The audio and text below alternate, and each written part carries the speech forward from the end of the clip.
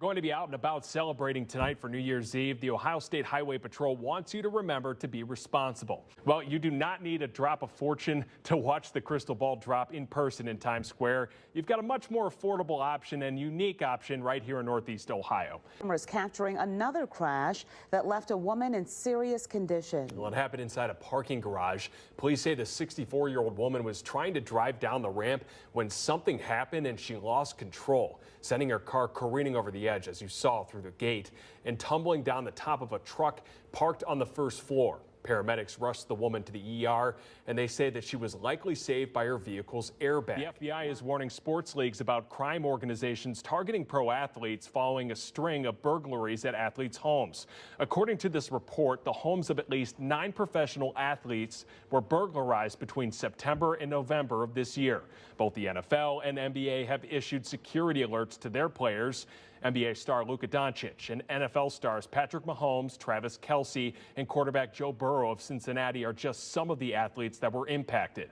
The FBI says that the theft group uses public information and social media to track athletes' habits.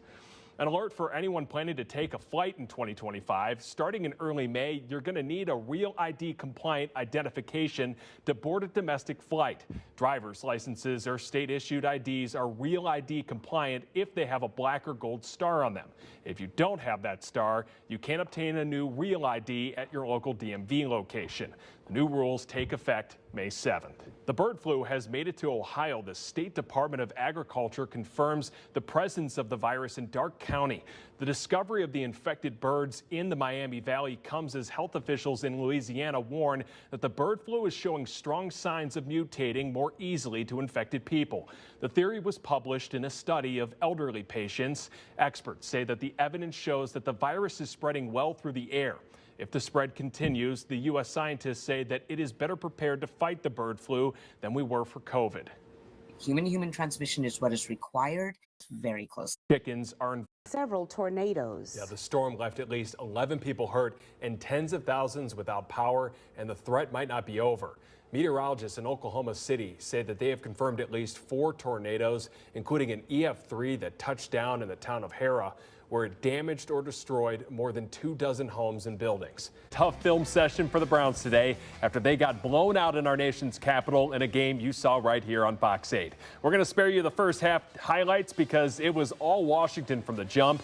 Second half, D.C. was already up 21 when the Browns forced a fumble on the first play of the third quarter. MJ Emerson recovered, and the Browns had a little momentum, especially when Deshaun Watson found Amari Cooper on back-to-back plays to give the Browns first and goal. But a penalty and a drop pass on third down forced them to kick a field goal, and well, Washington scored on the next drive to put the game away. The Browns lose again, 34-13, and fall to 1-4 on the season. To make a bad day worse, the injury list leaving D.C. was a mile long. Denzel Ward left the game with a hamstring issue. Grant Delpit left the game with a head injury. Ethan Posick has a knee injury, and J.O.K. left the game with cramps, but should be fine. Next Sunday, the Browns travel to Philadelphia to play the Eagles. Kickoff is set for 1 p.m. And once again, the only place that you can see the game is right here on Fox 8. The Guardians dominated Detroit in Game 1 of the ALDS, but will that momentum help them against one of the best pitchers in baseball? The Guards scored 5 runs before recording an out in Game 1. Matthew Boyd will toe the rubber tomorrow against his former team, while the Tigers counter with their ace, Tarek Skubal.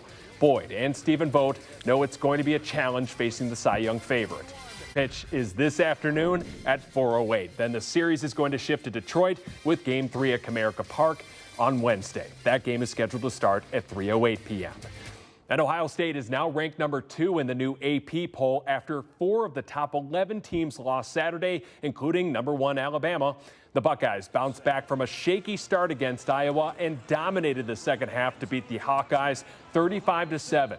Will Howard threw 4 touchdown passes, 3 to senior Emeka Egbuka, and freshman Jeremiah Smith also made another incredible one-handed catch for another Buckeye touchdown. Plus, Howard added a rushing touchdown, helping OSU improve to 5-0.